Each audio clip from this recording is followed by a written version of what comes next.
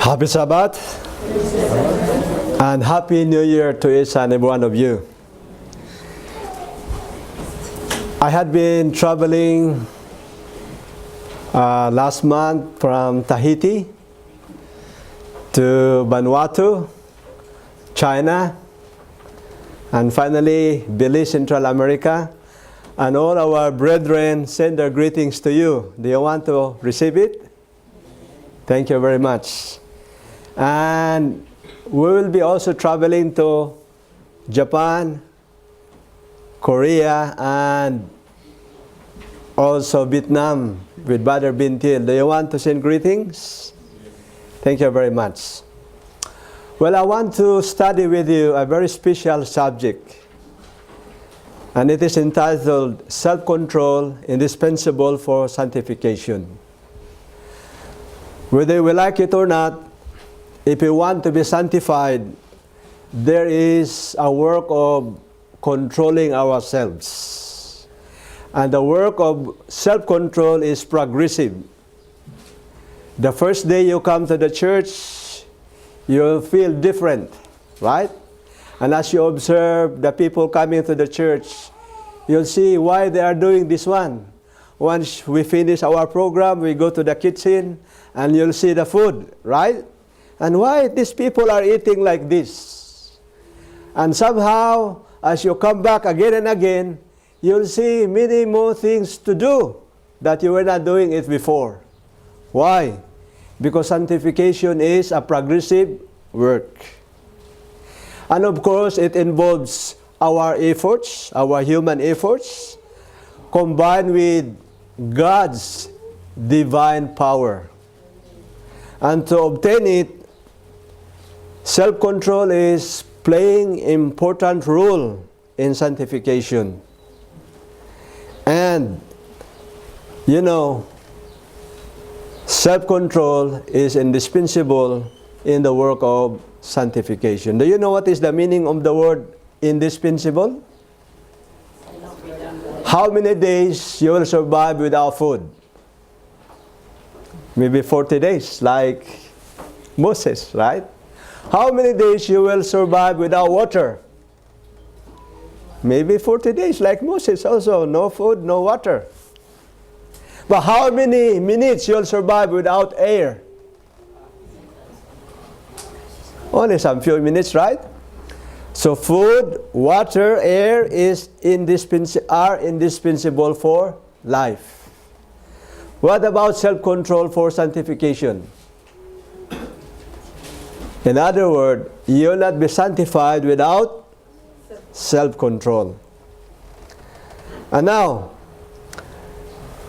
in the life of Elijah, we can learn a special stages of his self-control, especially with respect to his diet.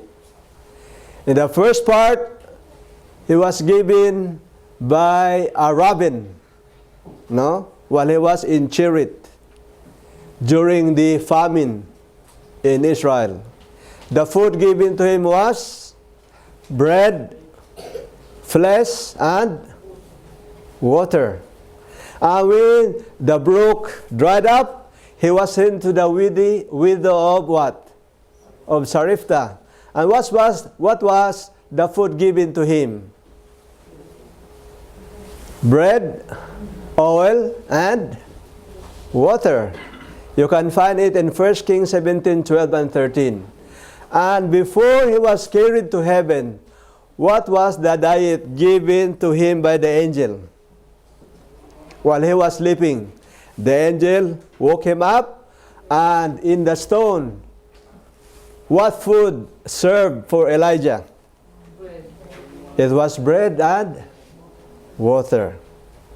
Brethren, we can understand that in the life of Elijah, there were stages, changes, until it became very simple before he was carried to heaven. What about us? Do we need self-control? Do we need to study what food we should eat? What lifestyle we should have in order to reach sanctification? Of course, self-control has something to do with temperance. And how does temperance defined in Merriam-Webster dictionary? It says there that temperance is a practice of always controlling your actions, your thoughts, your sentiments, so that you will not eat too much and get angry easily. You see what is temperance? Not to eat too much and not to be angry easily. That is from the dictionary. What about from the Spirit of Prophecy? What is the meaning of the word temperance? Temperance 138, paragraph 2. Through temperance teaches us to dispense entirely with everything hurtful. So what is temperance? Stop. What we should stop? Everything that should cause harm, that will hurt us. And use judiciously. What do you mean by the word judiciously? Right judgment. You should use your judgment, or use moderately that which is helpful. Rice is good, but if you eat too much rice, what will happen? Water is good, but if you drink too much water, what will happen to your kidney? Right? So, when it is excess, when it is too much, even it is good, it is injurious. So, you'll be asking me, Brother Rolly, why we should preach temperance? Is it important for us as a Church of God? And I believe that all who came here today are Seventh-day Adventists, right? Of course. Or maybe we have some visitors. But is it important to preach temperance? What do you think? Is it part of the gospel in the Bible? Okay, Galatians 5:22 and 23. If you want to have the fruit of the Spirit, one of them is what? Temperance. Galatians 5:22 and 23. But the fruit of the Spirit is love, joy, peace, long-suffering, gentleness, goodness, faith, meekness, temperance. Against us there is no law. And we are waiting for the outpouring of the latter rain. What does it mean? Outpouring of the latter rain is full of the fruit of the Holy Spirit. And the fruit of the Holy Spirit are these. One of them is what? Temperance. Okay, you want sanctification? Yes. But what are the ladders of sanctification?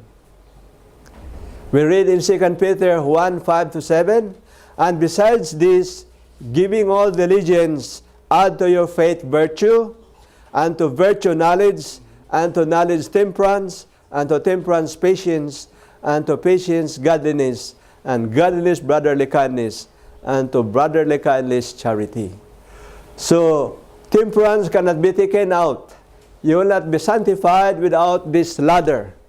What is this ladder? Temperance. And what do you think? Temperance has something to do with your salvation or not? Okay, let us read.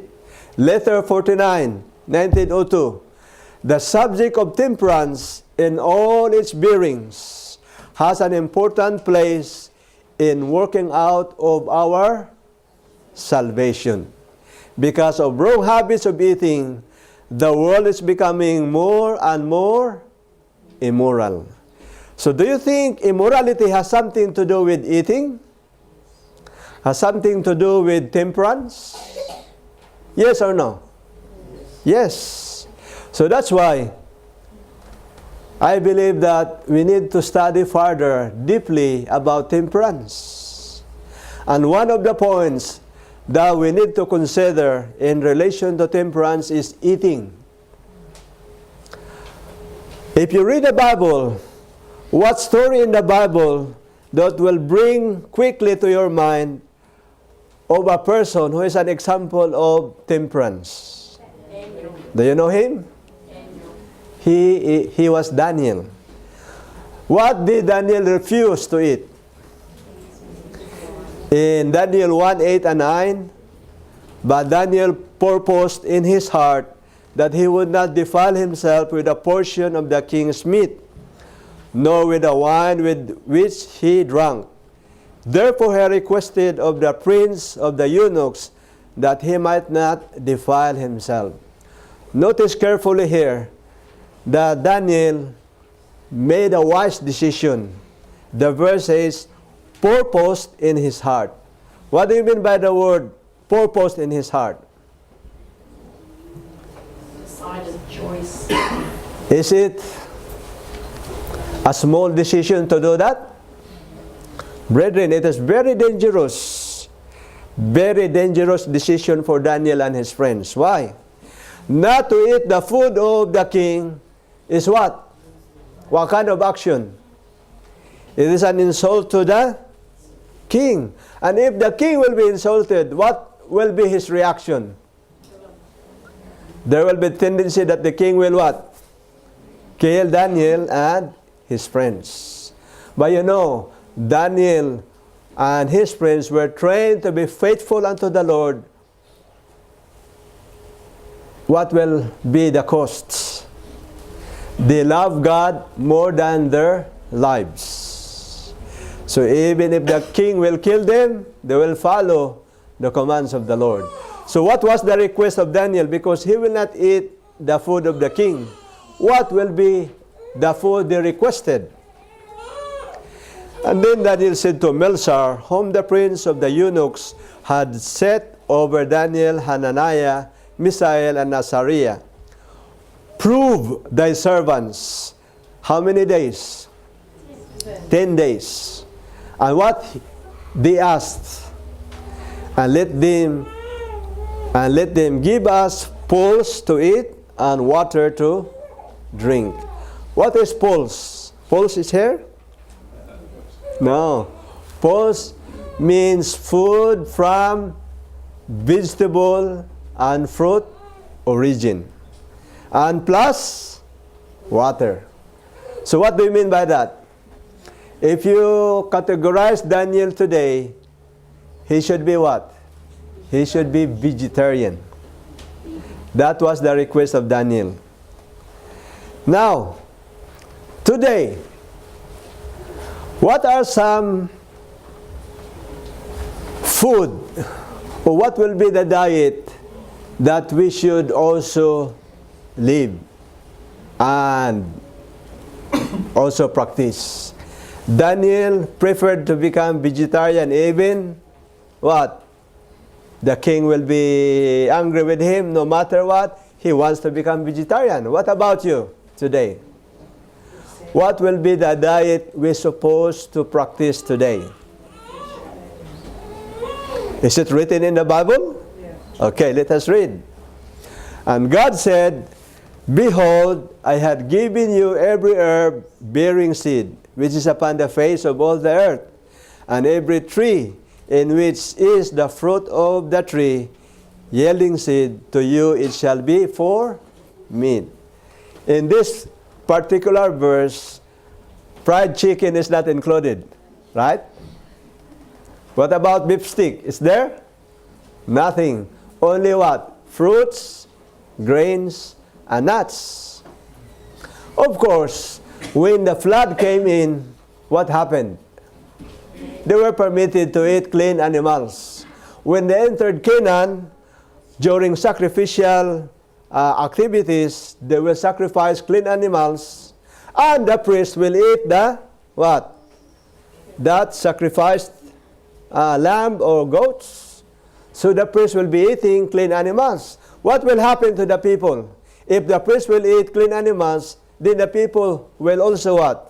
Will eat also clean animals. So you will read it in Leviticus 11, that for thousands of years, the Israelites people were eating clean animals. But what about for us today, while waiting for the second coming of Christ? Are we still really authorized to eat clean animals? This will be our diet today? Spirit of prophecy says, vegetables, fruits, and grains should compose our diet. It did not say their diet. Whose diet will be? What do you mean by our? Who was Ellen G. White? Baptist, Catholic, or Seventh-day Adventists? Seventh-day Adventists. It says that, she said that our diet should be fruits, vegetables, and grains. And what is the continuation? Not an ounce of flesh meat should enter our stomachs. How big is an ounce? Very small, right? Not even an ounce of flesh meat shall enter our stomach. The eating of flesh is unnatural. We are to return to God's original purpose in the creation of man. Well, the bottom line of health reform is vegetarianism, not veganism. Do you know what is veganism? Veganism means completely no eggs, no milk. But that is our target. Bottom line is what? Vegetarianism. And of course, some people think that fish is not meat. Wow, but really, I cannot understand. Beef, yes. Lamb, yes. Chicken, yes. But fish, no. Fish is not flesh. Do you think fish is flesh or not? Yes. Let us see. 1 Corinthians 15:39. All flesh is not the same as, but there is one kind of flesh of men, another flesh of beasts, another of fishes, and another of birds. So how many kinds of flesh that we should not eat? 4 kinds of flesh. And we understand that the Bible is telling us about the original diet given to man. But the question is, why is it the Bible recommends vegetarianism? And Ellen G. White also recommends vegetarianism. Why? And many young people will be asking, why we should be vegetarian? We need to answer them clearly. People cannot follow intelligently without understanding. So the question is, why today, before the coming of Christ, we should be vegetarian? Number 1, because eating even clean meat is sin. Let us read. In Isaiah 22:12-14, in that day, Isaiah did not say in our day, because he was under Leviticus 11. He said, in that day. What will be that day? And when will be that day? And what happened in that day? It says here, slaying oxen and killing sheep. What is oxen? Clean or unclean? It is clean. What about lamb or sheep? It is clean. Slaying oxen, killing sheep, eating flesh, and drinking wine. Let us eat and drink, for tomorrow we shall die.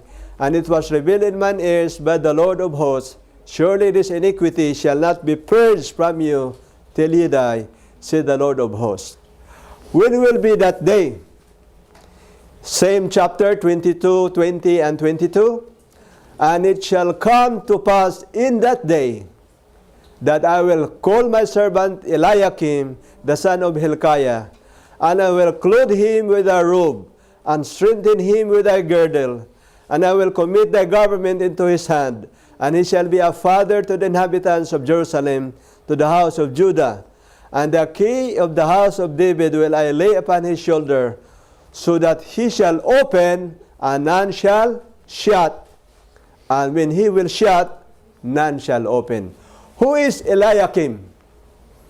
And when will be the time that Eliakim will receive the key? When he will close, nobody can shut.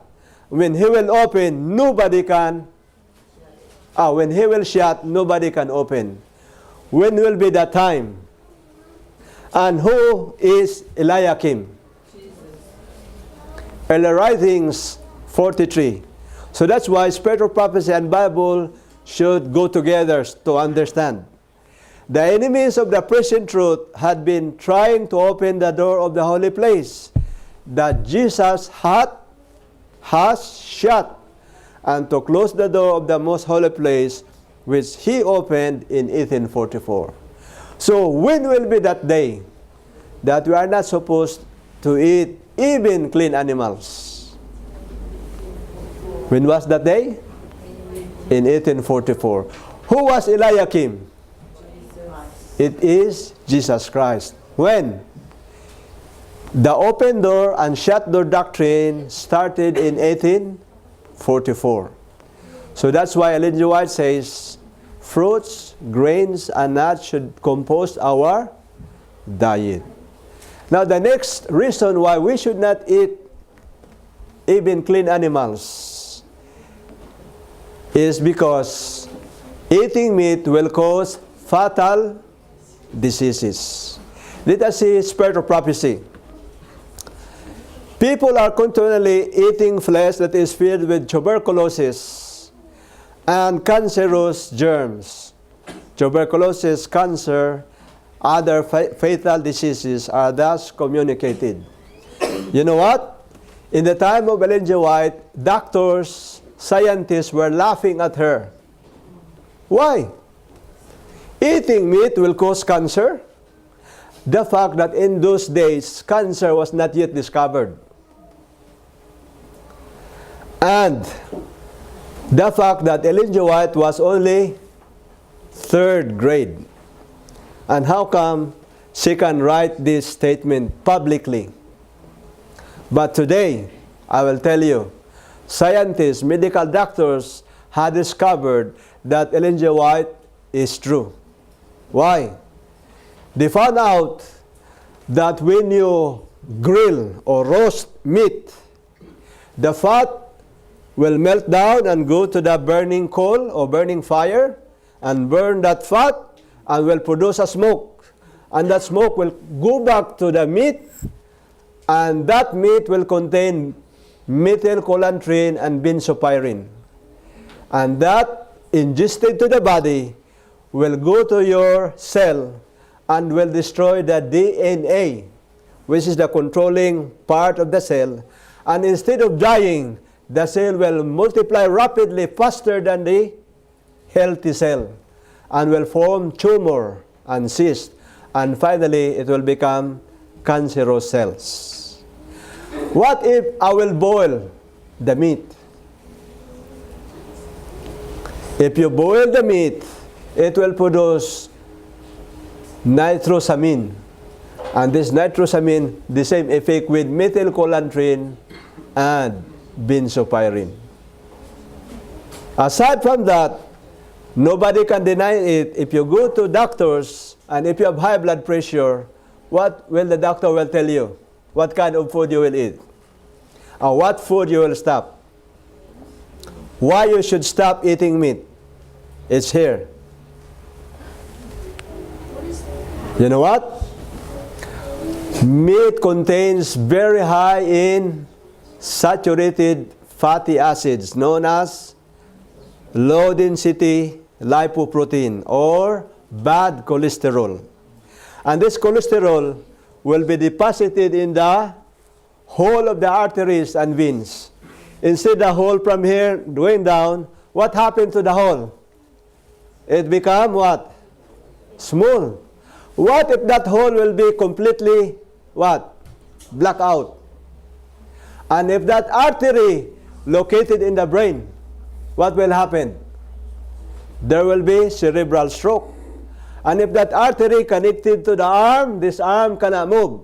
If that artery connected to the mouth cannot speak. If that artery connected to the eye will not close and open anymore. But sadly, if that artery connected half to the body, what will happen to the half of the body? Become paralyzed. And sadly, if you will survive, what will happen? You will be in a wheelchair. And if you will not survive, what will happen? The destination will be 6 feet below the ground. And you will rest in peace, right? But of course, everyone will die, whether we like it or not. But why you should die young, when it is not yet time to die, right?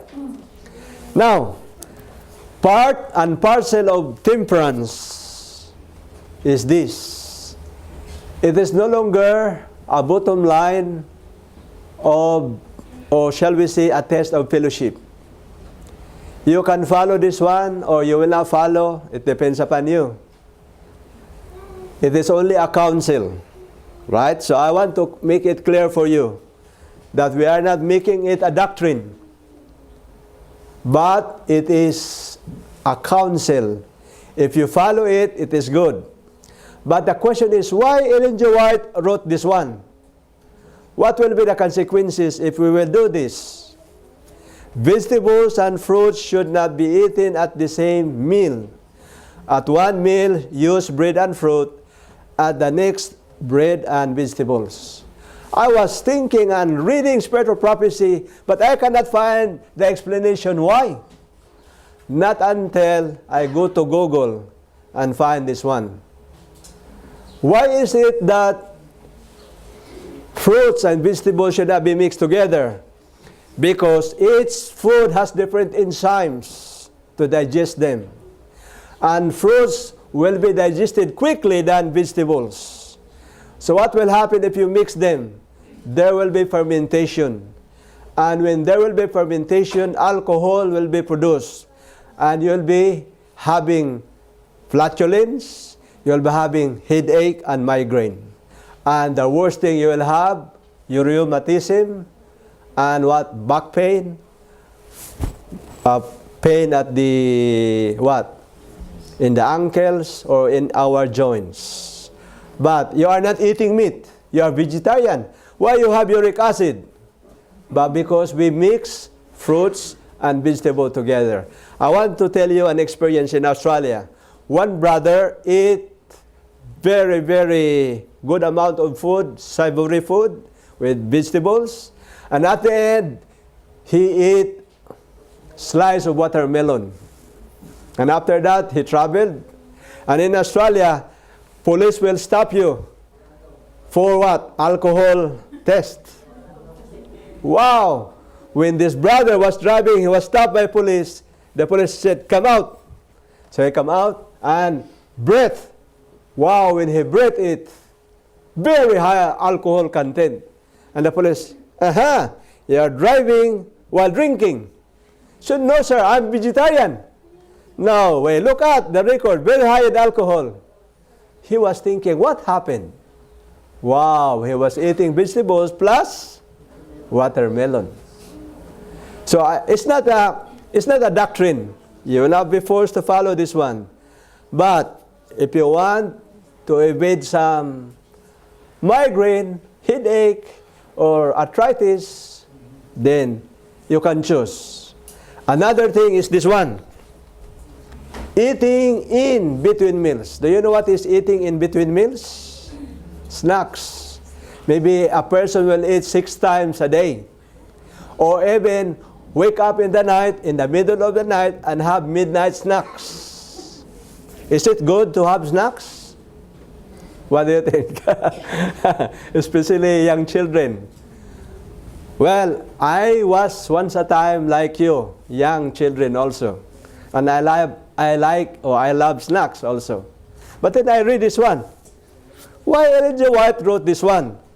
After the regular meal is eaten, the stomach should be allowed to rest for 5 hours. Not a particle of food should be introduced into the stomach till the next meal. I was wondering why she said this one. What is the reason? Then I found in Google too. It says here, in 2002, New York Academy of Science published a report stating that frequent eating can put you at risk for type 2 diabetes, heart disease, and stroke. Why?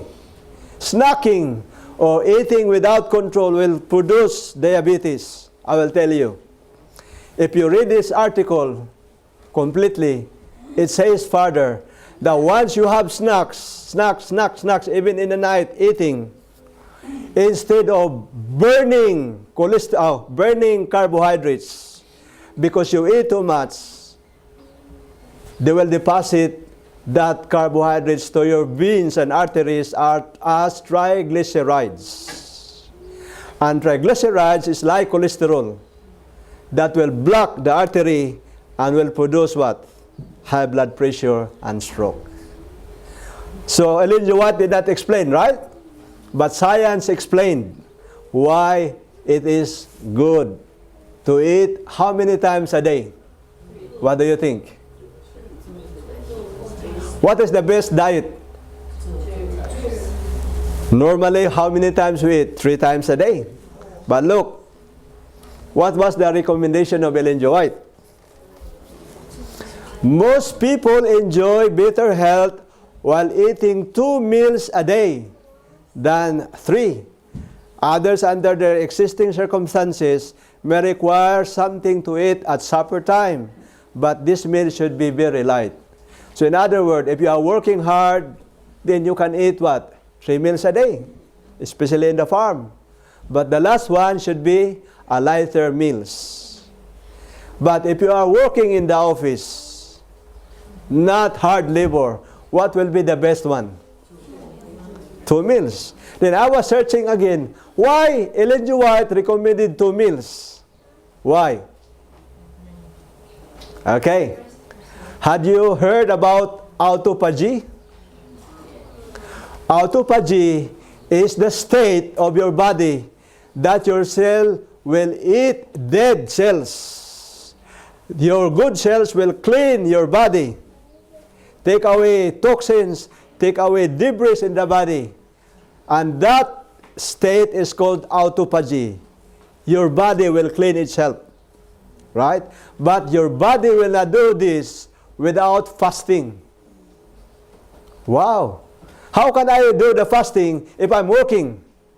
Yes, you can do that during the night. In the night we are fasting, right? Yeah. But, look at, according to study, there are different types of meals that will help us. The body will start to do the autophagy or cleaning our system when there is 16 hours of fasting. So how can I have 16 hours of fasting? Do not go there directly because it is really hard.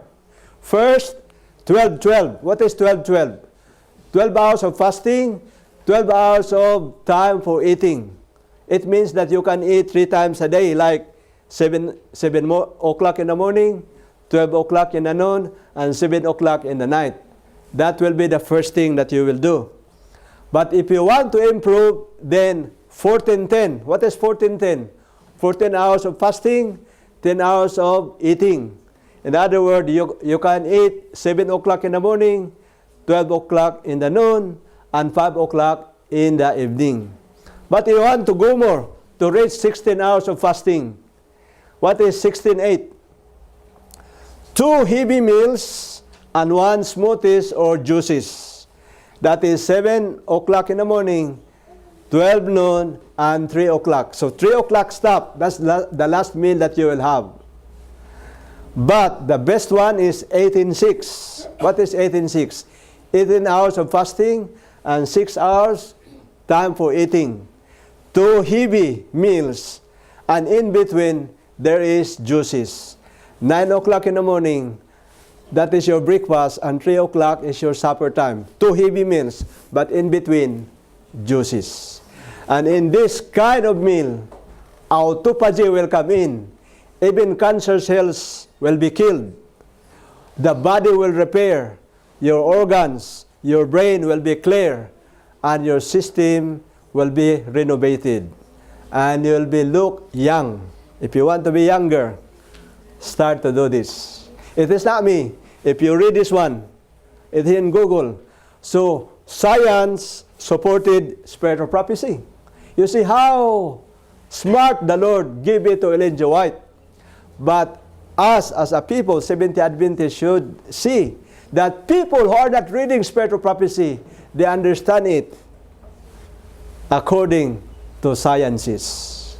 Now, another thing, if you are still eating eggs and drinking milk, let us discuss the benefits and danger if you eat too much eggs and drinking too much milk.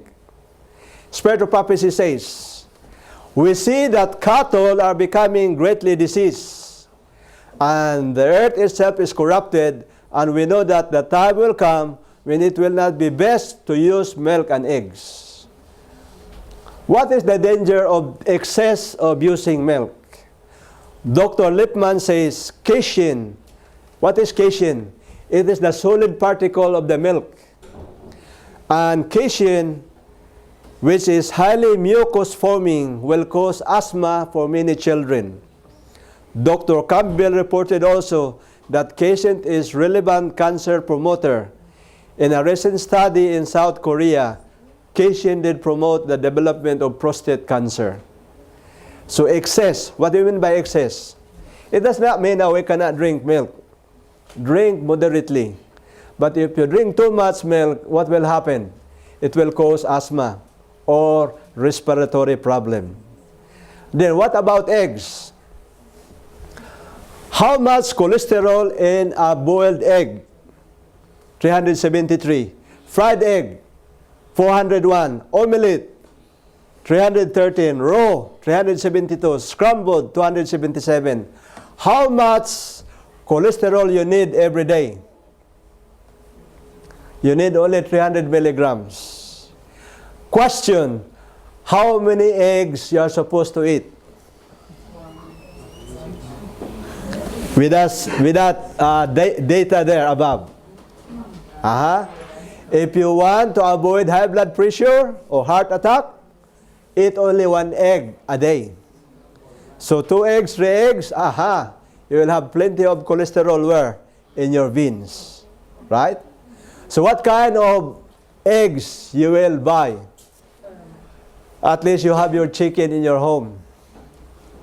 Well-cured chicken. Why? That eggs in the market, it came out without a rooster. You know that? They feed the hen with what? Hormones. So that eggs will come out. So do you want to have hormones in your body? So if you want to eat eggs, choose what? Native eggs. That will be very healthy.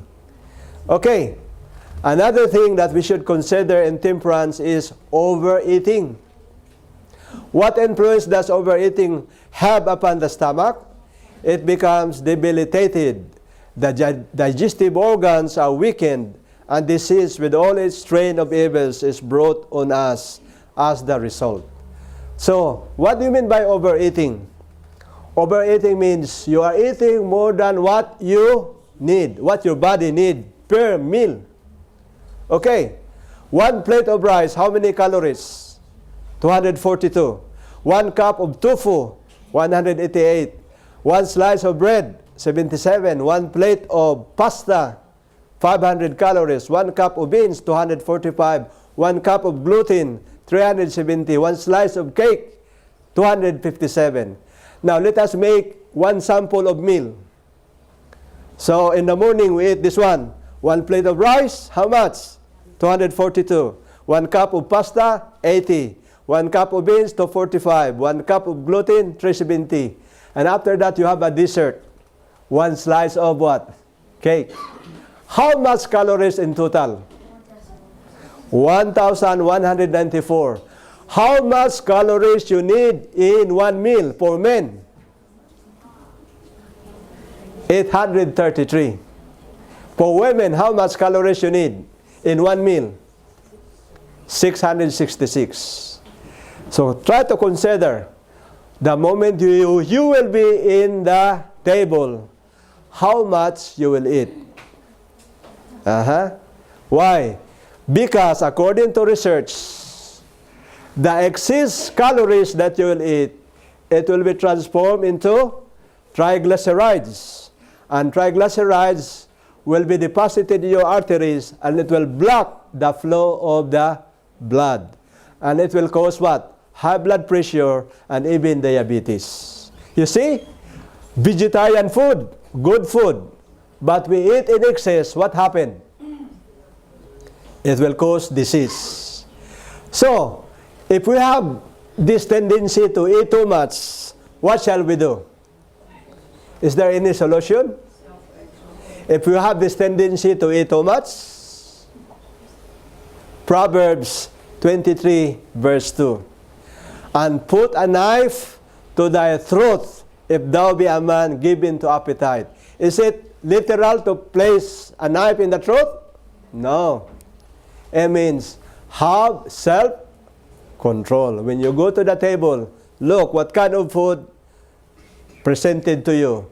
And eat judiciously. Do you know what is judiciously? Eat moderately, as your body needs. Now, another thing we should consider is temperance in all things. Temperance in all things of this life is to be taught and practiced. Temperance in eating, in drinking, in sleeping, and dressing is one of the grand principles of the religious life. What about drinking? How many glasses of water we should drink? How many glasses? It should be 8. Lack of water will cause what?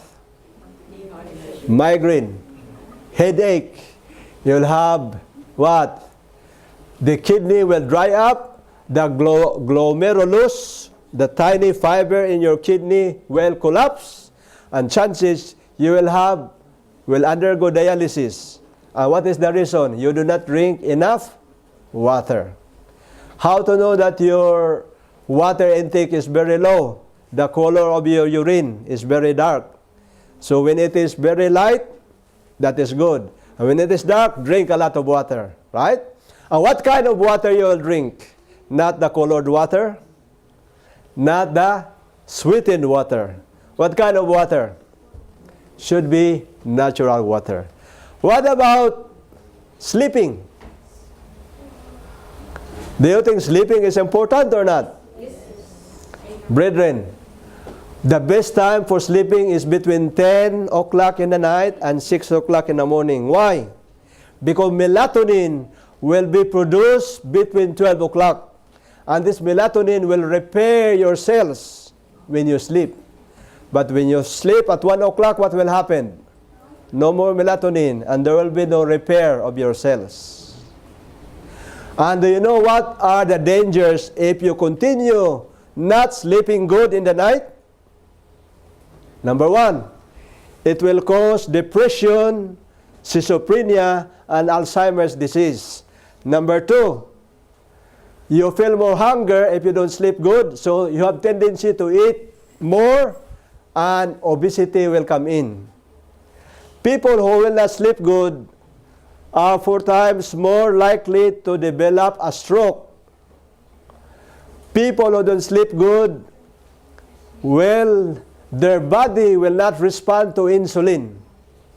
If your body will not respond to insulin, what will happen? There will be diabetes.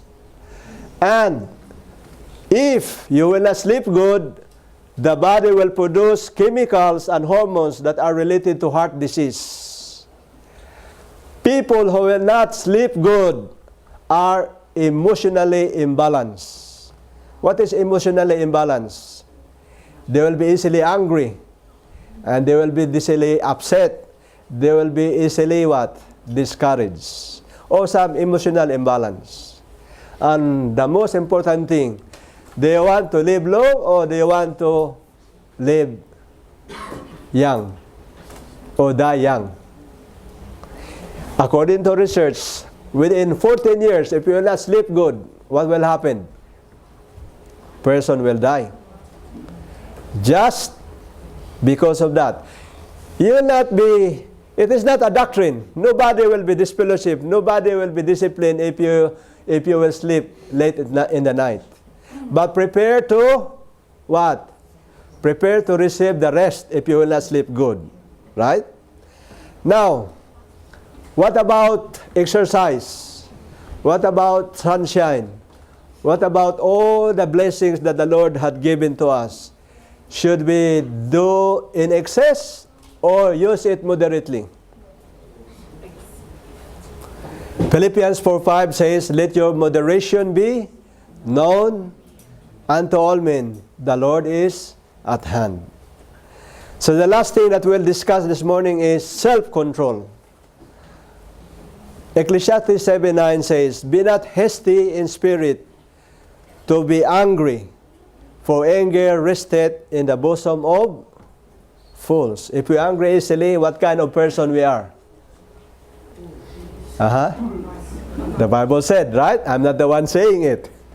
We are classified in what? What kind of person? Fools, right? What are the quality of a perfect person? What is the quality? In reverse. Look at this one. If any man offend not in word, he is what? A perfect man, is able also to bridle the whole body. Now, you know, in a quarrel, how many persons involved? The less number. In a fight, there will be two. One is troublemaker, and the other one is the victim. Now, if you are the victim, and the troublemaker has no other reason, he is reviling you, he is accusing you, what will be your reaction? Especially that person who makes the trouble is your wife.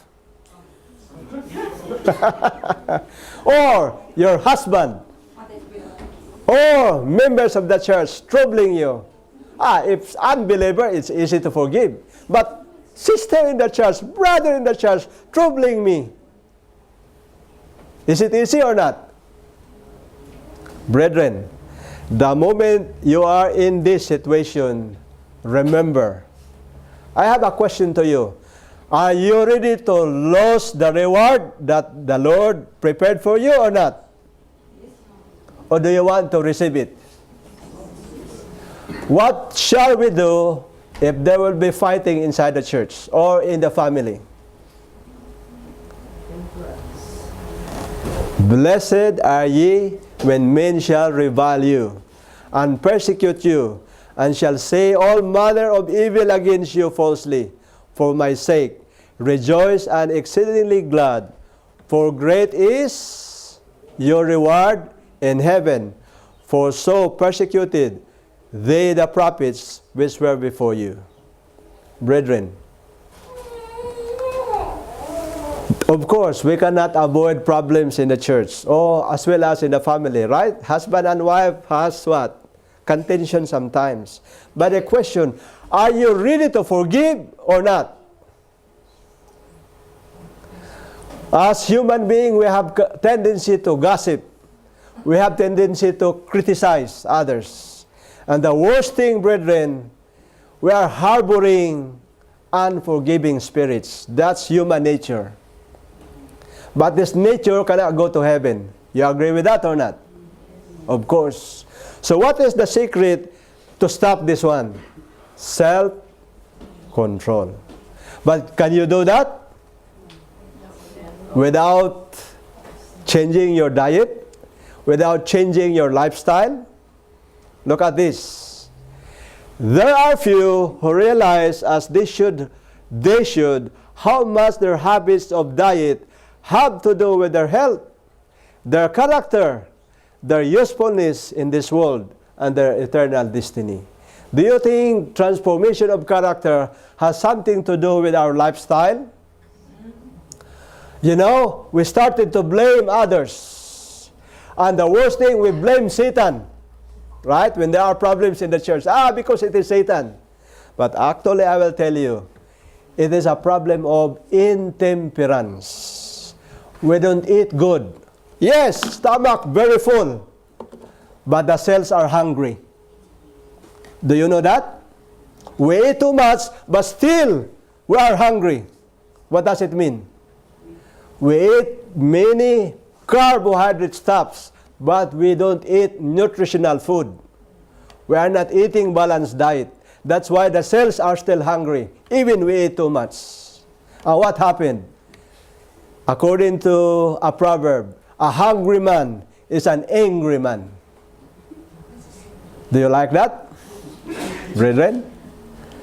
So now we are in the state of a new year. We are now 2020. What will be our resolution then? I'm not talking about this is doctrine that you should do this one by force. I'm telling you the doctrine is vegetarianism. But the other things are counsels for us to do. Like sleeping. Who can control you if you don't sleep good in the night? Nobody can control us. But it's part and parcel to change our character. And you know, God wants us to be healthy or not? What is the expectation of the Lord for us? Beloved, I wish above all things that thou mayest prosper and be in health, even as thy soul prospereth. You see here that healthy body means healthy soul. We should understand that temperance precedes sanctification. God's people are to learn the meaning of temperance in all things before they can really understand the meaning of true sanctification. Of course, is it easy to do that? I cannot guarantee.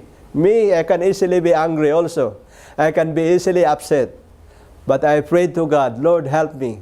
I want to be saved. I want to be sanctified. But I cannot do this. I'm a human being. Is it easy to change our lifestyle? What do you think? It is not. It is a most difficult matter to unlearn habits which had been indulged through life and had educated the appetite. The demon of intemperance is not easily conquered. It is of giant strength and hard to overcome. What is intemperance? It's just like a giant. So what shall we do there? We need to have a giant strength also to overcome it. So what is the offering of Jesus for us? Because we cannot do this. Do you think Jesus come in to help us or not? Come unto me, all ye that labor and are heavily laden, and I will give you rest. You know, Paul said, work out your own salvation with fear and trembling. If he stopped right there, then I'll be knocked down. You will be knocked down. Why? How can I work out my own salvation? I cannot do that. But the good news for you and for me, he added, for it is God which worketh in you, both to will and to do of his good pleasure. Good news, brethren, for us. Why? Who will work for us? You yourself? No. If you are willing, if you come to Jesus, he said, I will work in you. Two things. Number one, he will give you desire to change. And number two, he give you power to change. Do you believe that Jesus can do it for you today? Yes? Amen. Do you want to change for good? Especially for a sanctified life? Yes? May the Lord bless us this morning so that in this January, what day today? January 4, right? Until the end of the year, until Jesus will come, we can live a sanctified life. This is my wish and prayer. Amen.